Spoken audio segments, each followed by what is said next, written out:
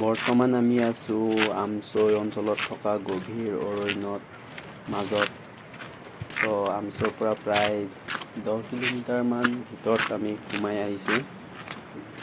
তো ইয়াৰ যোনটো নেচাৰেল বহুত বেছি ভাল লগা, চাব পাৰে আপোনালোকে। চাওক এয়া কৌৰাই কৌৰা।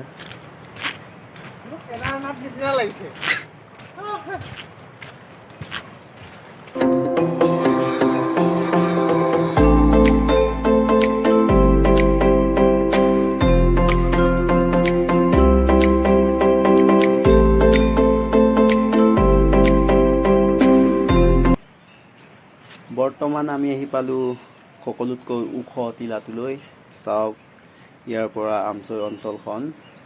তো আমি বহুত বেছি ভাল লাগিল। তো চাওক চাওক না, চাওক গছ।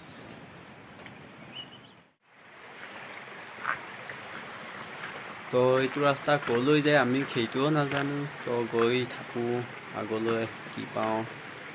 তো বলক আপোনালোকেও বলক বলক।